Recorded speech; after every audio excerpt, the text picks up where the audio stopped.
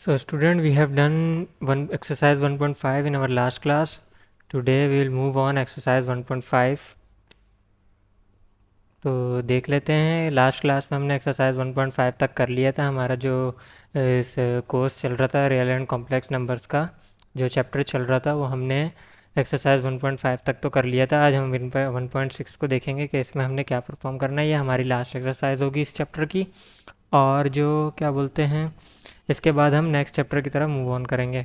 तो इसमें हम देख लेते हैं हमारे पास कौन कौन से सम हैं। इसमें फर्स्ट तो हमारे पास ये सिंपल एडिशन और सब्ट्रैक्शन या फिर मल्टीप्लिकेशन के सम है, जिसके बाद जाके आएंगे हमारे पास डिवीजन के और कुछ कॉम्प्लेक्स नंबर्स के भी हैं।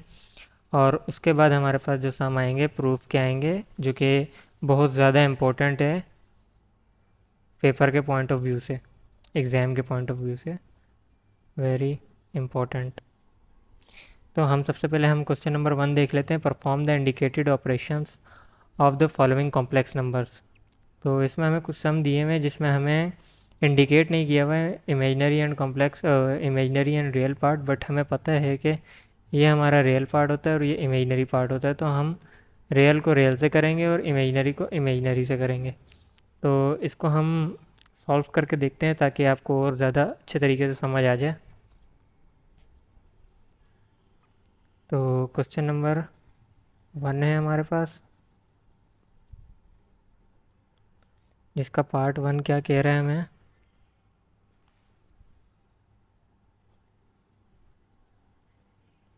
3,2 प्लस 9,3। सॉल्यूशन लिखेंगे, उसके बाद जब हम इसको सॉल्व करेंगे 3,2 प्लस 9,3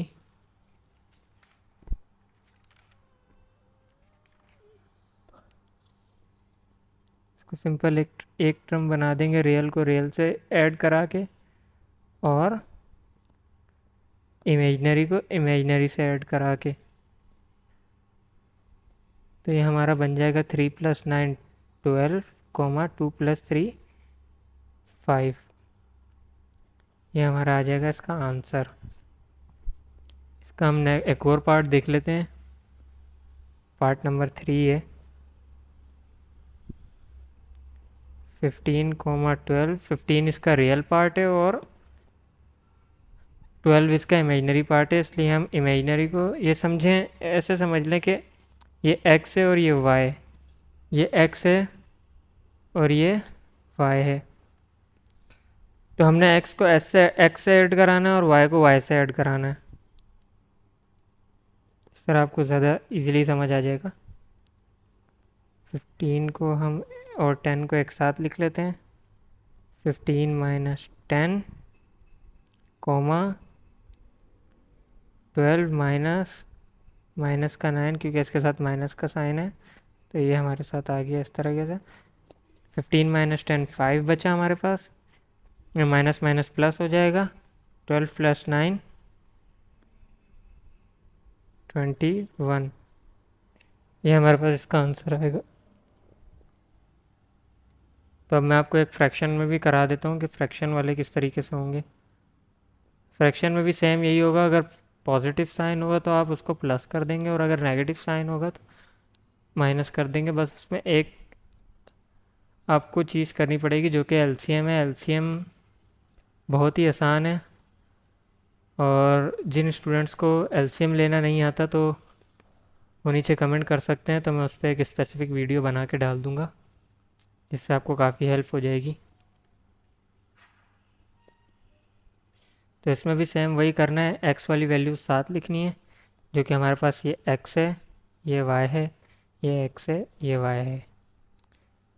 एक्स को एक्स के साथ प्लस करना है और वाई को वाई के साथ प्लस करना है।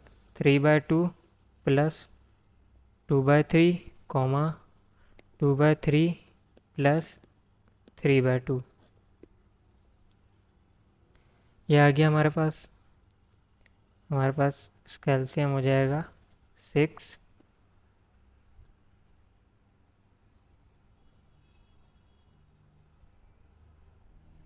ये 2 हो जाएगा, ये 3 हो जाएगा।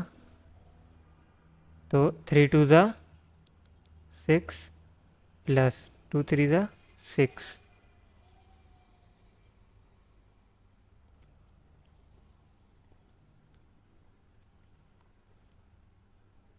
इसका एलसीएम भी 6 हो जाएगा, तो हमारे पास ये मल्टीप्लाई होगा क्योंकि 3 2 ज़ा 6 आता है, तो हम इससे मल्टीप्लाई कराएंगे। और 2 2 ज़ा 4 प्लस 3 3 ज़ा 9, तो ये हमारे पास हो जाएगा 12/6, 13/6। इसमें से अगर कटिंग हो रही होगी तो हम कटिंग कर देंगे। यहाँ पे बच जाएगा 2 2 13/6। ये इसका आंसर होगा। अच्छा, ये तो हमारे पास से एडिशन और सब्ट्रैक्शन के सवाल। अगर इन एक्स और वाई की वैल्यूज़ के बीच में अगर आपके पास मल्टीप्लिकेशन या डिवीजन हो जाता है तो उसमें एक हम आइडेंटिटी यूज़ करते हैं जो कि बहुत इजी है, आप आसानी से याद कर सकते हैं। मल्टीप्लिकेशन के लिए आइडेंटिटी होगी ये वाली कि A C plus B D comma A D plus B C, यह हमारे पास मल्टीप्लिकेशन की आइडेंटिटी होगी। और मैं आपको बुक से भी दिखा देता हूँ कि इसकी हमारे पास क्या आइडेंटिटी यूज़ होंगी। जैसे कि इन्होंने कोई सवाल दिया हुआ होगा, इसमें मल्टीप्लिकेशन की आइडेंटिटी यूज़ हो रही होगी, तो मैं आपको बताता हूँ कहाँ पे दिया हुआ है। ये रहा इनकी identity, A C minus B D A D plus B D, ये इनकी है मल्टीप्लिकेशन की आइडेंटिटी। और ये हमारे पास आएगी इसकी डिवीजन की identity, A C plus B C minus A D C square plus D square C square plus D square. तो हम इसको अपने जो हमारे मल्टीप्लिकेशन और डिवीजन के क्वेश्चंस हैं उसमें हम अप्लाई करके देखते हैं कि कैसे होगा ये।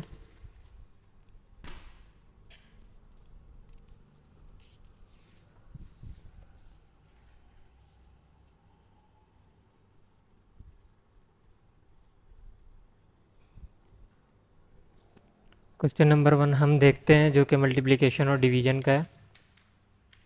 बुक में से देख लेते हैं। हमारे पास क्वेश्चन है, ये है क्वेश्चन नंबर 2 में से, जो कि है 1,2 मल्टीप्लाई बाय 1,-2। ये हम देख लेते हैं हमारे पास क्या इसका वैल्यू बन रही है।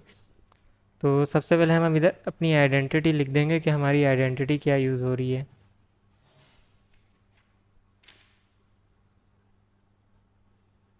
A comma B multiplication by C comma D, जिसका हमारे पास बनेगा sum A C minus B D comma A D plus B C. ये हमारे पास मल्टीप्लिकेशन की आइडेंटिटी है, जिसमें से ये हमारे पास ए है, ये बी है, ये सी एंड ये डी। तो हम सिंपली इस फॉर्मूले में हम इसको पुट करेंगे क्योंकि ये फॉर्म तो हमारे पास मौजूद है, इसको हमने कन्वर्ट करना है इस फॉर्म में।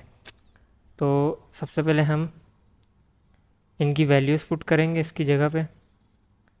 ए की वैल्यू हमारे पास है 1, सी की वैल्यू है 1 माइनस बी की वैल्यू है 2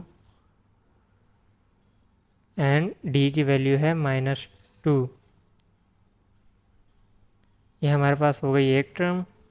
और दूसरी के लिए हम करेंगे, ए की वैल्यू है 1, डी की वैल्यू है -2 प्लस बी की वैल्यू है 2 एंड सी की वैल्यू है 1। ये ब्रैकेट क्लोज हो जाएगा हमारे पास। जब हम इसको मल्टीप्लाई कराएंगे यहाँ 1 आ जाएगा, माइनस माइनस प्लस हो जाएगा, 2 2 ज़ा 4, 1 + 4 5 एंड यहाँ -2 + 2, ये हमारे पास कैंसिल आउट हो जाएगा, इनकी जगह आ जाएगा 0। तो हमारे पास आंसर आएगा हमारा 5,0। ये हमारे पास x की वैल्यू हो जाएगी, ये हमारे पास y की वैल्यू।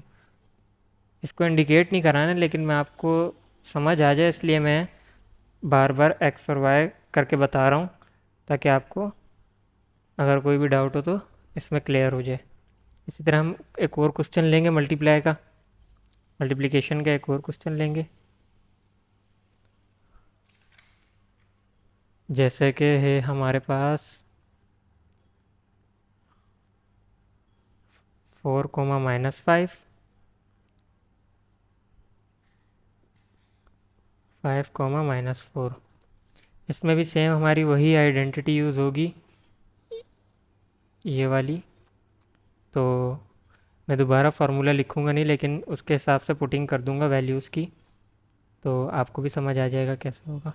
ए हमारे पास ये है तो 4 आ गया, सी हमारे पास 5 है, ये ए है, ये बी है, ये सी है, ये डी है।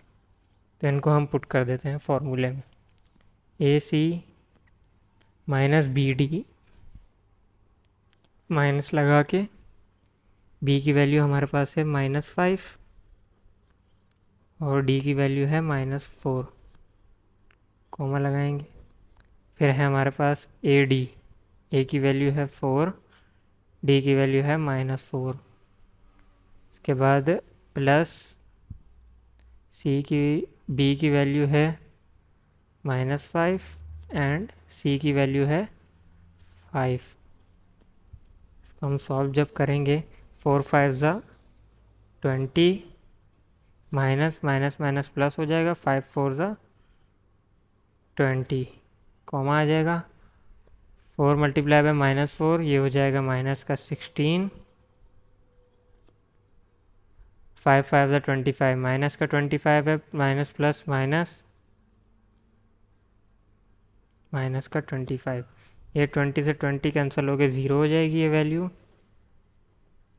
और ये हमारे पास हो जाएगा 16 35 41, ये हो जाएगा हमारे पास माइनस का 41।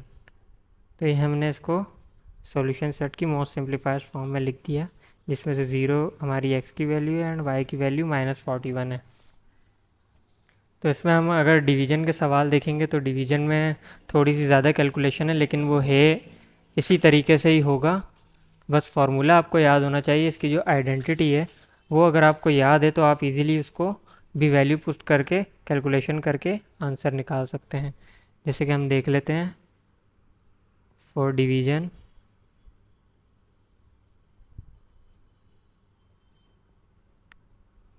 हमारे पास जैसे लेट सपोज क्वेश्चन है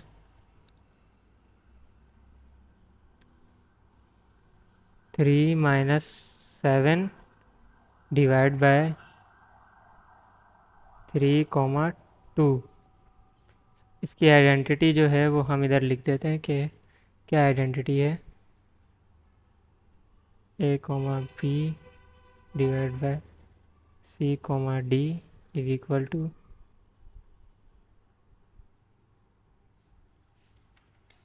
आइडेंटिटी इसकी है AC प्लस BD, नीचे आ जाएगा C² plus D², comma BC minus AD C², comma plus D²।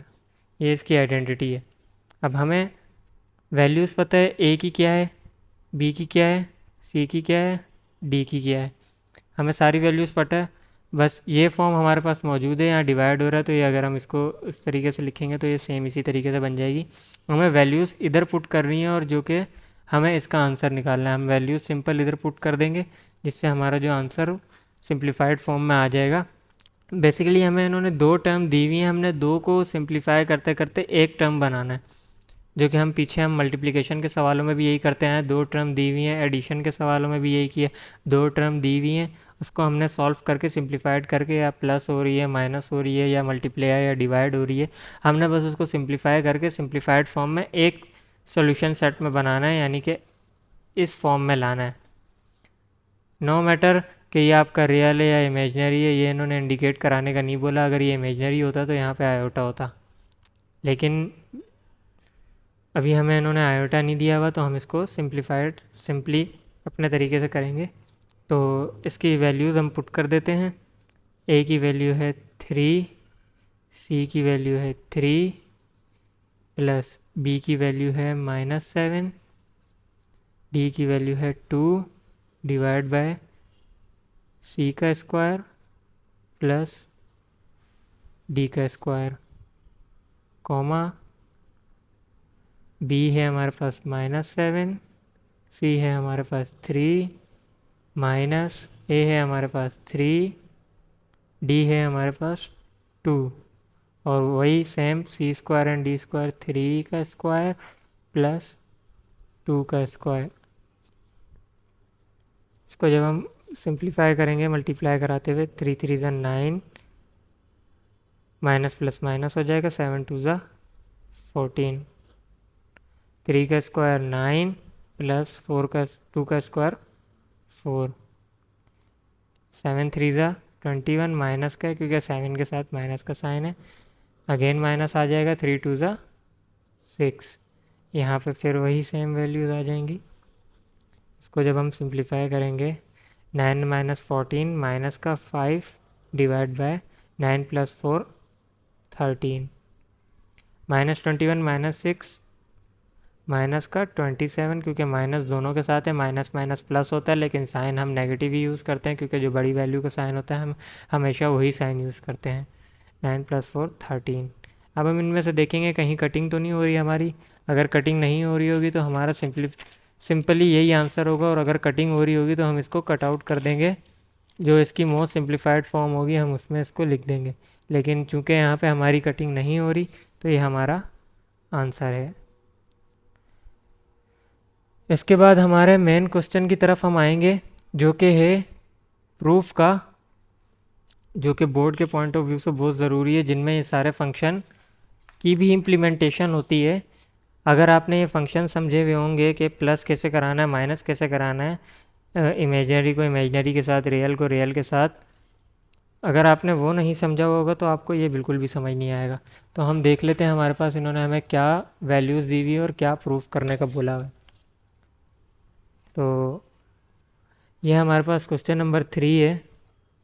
ये हम अगर देखें, हमें इन्होंने Z1 की वैल्यू दी हुई है -4 + 6 आयोटा, Z2 की वैल्यू दी हुई है, कंपाउंड फ्रैक्शन दिया हुआ है, इसको हम सॉल्व करके फ्रैक्शन में ले आएंगे, और -2 iota. Verify that Z1 + Z2 का conjugate is equal to Z1 का कॉन्जुगेट, Z2 का कॉन्जुगेट। हमने लास्ट क्लास में कॉन्जुगेट लेना सीखा था। अगर आपने फर्स्ट टाइम ये वीडियो देख रहे हैं तो इससे पहले आप जाके हमारी लास्ट वीडियो देखें, जो इससे एक्सरसाइज 1.4 की थी, जिसमें हमने कॉन्जुगेट लेना सीखा था।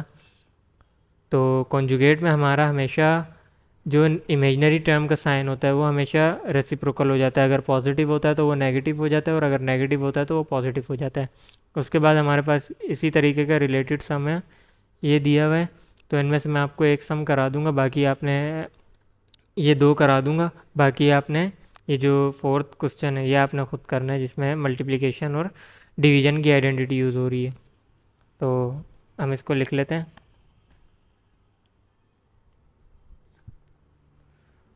क्वेश्चन नंबर 3 है, पार्ट 1 है।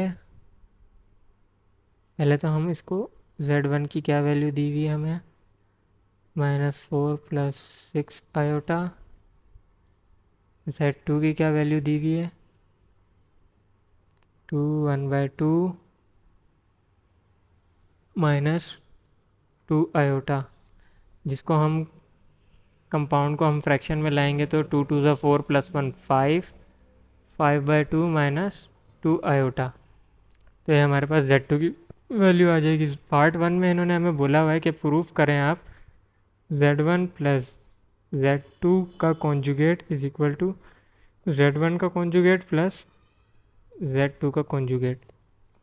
तो इसमें हमें इसको ब्रेक करके तोड़ना पड़ता है, क्योंकि हमें ये साइड भी प्रूफ करनी है, ये साइड भी प्रूफ करनी है। पहले हम इस साइड को प्रूफ करेंगे, फिर हम इस साइड को प्रूफ करेंगे। तो सॉल्यूशन लिखने के बाद हम सबसे पहले लिखते हैं टेकिंग लेफ़्ट हैंड साइड। हमारे पास लेफ़्ट हैंड साइड ये वाली है, तो हम इसको इधर लिख देंगे, Z1 + Z2 is equal to -4 + 6 iota plus 5/2 -2 iota. तो इसको जब हम सॉल्व करेंगे तो हम रियल पार्ट को एक साइड पे ले आएंगे और इमेजिनरी पार्ट को एक साइड पे ले आएंगे। तो यहाँ हम एलसीएम लेंगे, इसका 2 आ जाएगा। तो यहाँ हम इसको मल्टीप्लाई करेंगे क्योंकि एलसीएम 1 के नीचे कुछ भी नहीं है, तो 4 2 ज़ा ये हो जाएगा -8 + 5, और ये हमारे पास जो 6 में से 2 गए 4 आयोटा। तो इसको जब हम करेंगे -8 + 5, तो प्लस माइनस माइनस होगा, लेकिन साइन हम बड़ी वैल्यू का यूज़ करेंगे, -3/2 + 4 आयोटा। तो हमारे पास ये वैल्यू आ गई है इसकी। तो हमारे पास ये वैल्यू आई है Z1 + Z2 की। अब जब हम इसका कॉन्जुगेट लेंगे, taking conjugate on both side, Z1 + Z2 = -3/2। मैंने आपको बताया था लास्ट एक्सरसाइज में भी कि जब हमारा कॉन्जुगेट लेते हैं तो हमारे पास कॉम्प्लेक्स नंबर्स में हमेशा इमेजिनरी टर्म का साइन जो होता है वो चेंज हो जाता है। तो हम इसका साइन चेंज कर देंगे। तो ये हमारे पास आ गई लेफ्ट हैंड साइड। अब हम राइट हैंड साइड की तरफ बढ़ते हैं। टेकिंग राइट हैंड साइड, जो कि हमारे पास क्या है, Z1 का कॉन्जुगेट + Z2 का कॉन्जुगेट। तो हम पहले Z1 लिखते हैं, -4 + 6 आयोटा। तो हम पहले इसका कॉन्जुगेट ले लेते हैं। Z1 का कॉन्जुगेट जब हम लेंगे तो ये बन जाएगा -4, इसमें भी हम इमेजिनरी का साइन चेंज कर देंगे, और फिर Z2 का कॉन्जुगेट ले लेंगे। ये हमारे पास है 5/2, इसका साइन है माइनस में, तो हम इसको प्लस में कर देंगे, ये हो जाएगा +2 आयोटा। जब हम इन कॉन्जुगेट ली हुई वैल्यूज़ को सम करेंगे तो हमारा जो आंसर है वो इसके बराबर आना चाहिए। अगर इसके बराबर आ जाता है तो हमारा क्वेश्चन प्रूव हो जाएगा, और अगर नहीं आता तो या तो हमने क्वेश्चन सॉल्विंग में कोई मिस्टेक की है, या तो क्वेश्चन गलत है, या फिर हम उसके नीचे ये भी लिख सकते हैं कि दिस इज़ नॉट वेरीफाइड, कि जो हमारी left hand side is not equal to right hand side, hence proved. तो ये हम देख लेते हैं इनको ऐड करा के, -4 -6 iota + 5/2 + 2 iota, -4 plus real part हम एक साइड पे कर लेंगे और इमेजिनरी पार्ट हम एक साइड पे कर लेंगे। जब हम इसका एलसीएम लेंगे तो ये हो जाएगा हमारे पास -8 + 5, और ये हमारे पास हो जाएगा -4 आयोटा, प्लस माइनस माइनस, लेकिन साइन हमेशा हम बड़ी वैल्यू का यूज़ करते हैं। तो ये हमारे पास हो जाएगा -3/2 -4 आयोटा। तो ये हमारे पास इसका आंसर आया Z1 + Z2 का कॉन्जुगेट इंडिविजुअली, और ये हमारे पास जो आंसर था ये हमारे पास दोनों सेम आए हैं। इसमें लास्ट में हम आंसर लिख देंगे, hence proved left hand side = right hand side. तो ये तो मैंने आपको एक सम करा दी है, बाकी आप इसकी जो दूसरे सम्स हैं वो आप इसकी प्रैक्टिस करने की कोशिश कीजिएगा, और अगर इसमें कोई मसला आता है तो आप मुझे बताइएगा। तो आप इसके नीचे कमेंट कर सकते हैं वीडियो के नीचे, जिससे मुझे पता चल जाएगा कि क्या प्रॉब्लम आ रही है। तो मैं, अगर आप बोलेंगे तो मैं उस पर एक वीडियो ही बना दूंगा, और अगर वो मसला थोड़ा छोटा हुआ तो मैं कमेंट का रिप्लाई कर दूंगा, या फिर आपको किसी और सोशल प्लेटफॉर्म फेसबुक या इंस्टा पे मैं वहाँ आपको रिप्लाई दे दूंगा। Thank you.